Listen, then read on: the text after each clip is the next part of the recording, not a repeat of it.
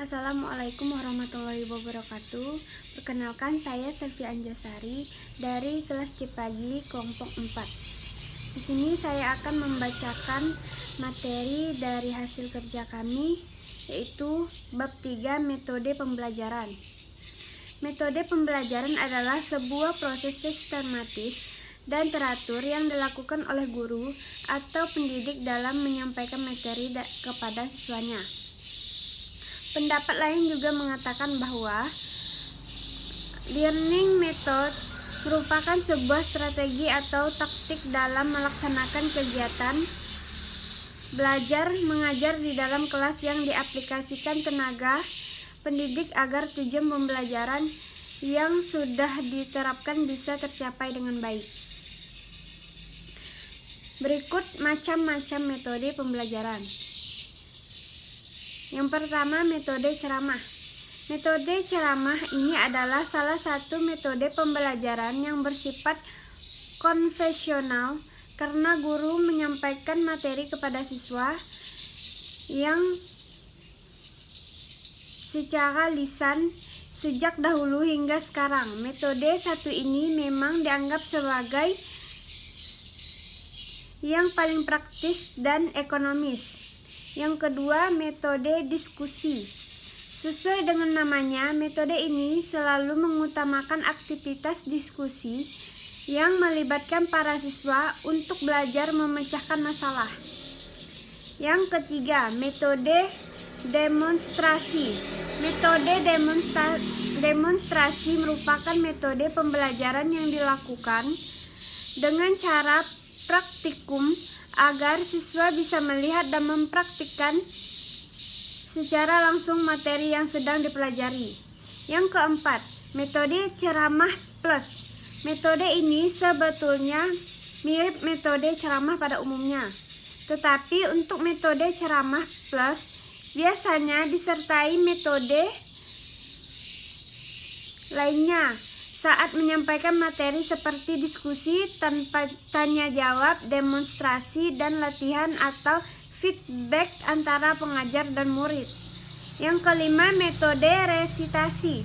Metode resitasi biasanya mengharuskan siswa membuat sebuah resume tentang materi yang disampaikan oleh guru. Yang keenam, metode eksperimen. Metode eksperimen dilakukan melalui kegiatan percobaan atau praktikum di laboratorium agar siswa bisa melihat secara langsung materi pelajaran yang sedang disampaikan. Yang ketujuh, metode karya wisata.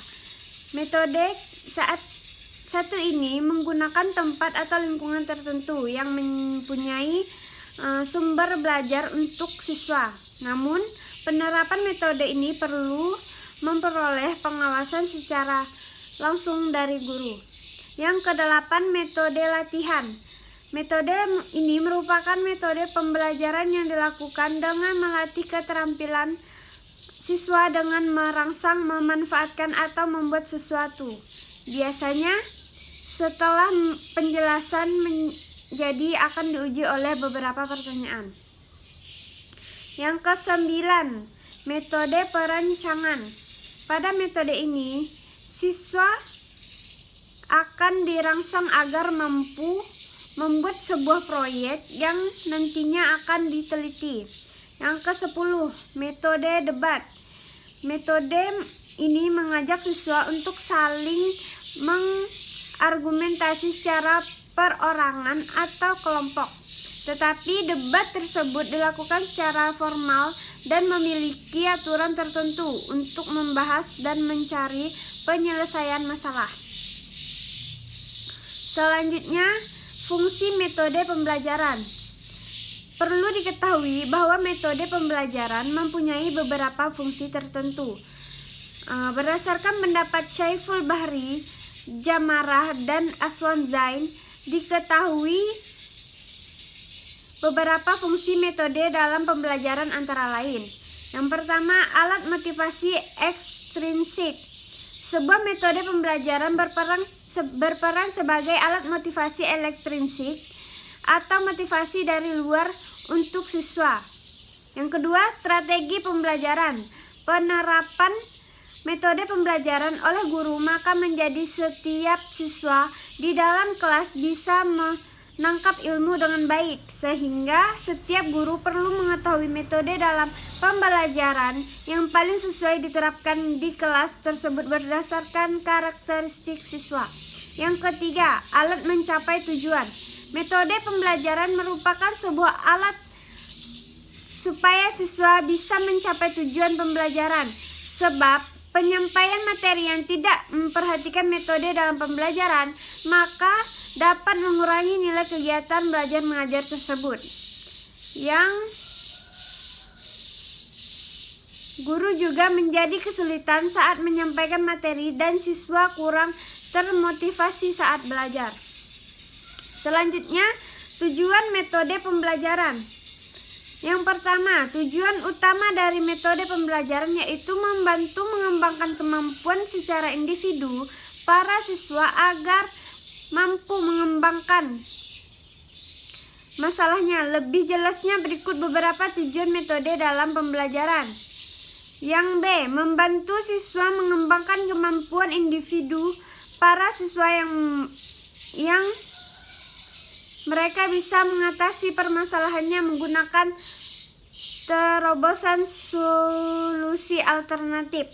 Yang C, membantu kegiatan belajar mengajar agar pelaksanaannya bisa dilakukan menggunakan cara terbaik. Yang D, mempermudah dalam menemukan, menguji, serta menyusun data yang diperlakukan sebagai upaya mengembangkan disiplin sebuah ilmu. Yang E, mempermudah proses pembelajaran dengan hasil terbaik agar tujuan pengajaran bisa tercapai. Yang F, menghantarkan suatu pembelajaran ke arah ideal secara cepat, tepat, dan sesuai harapan.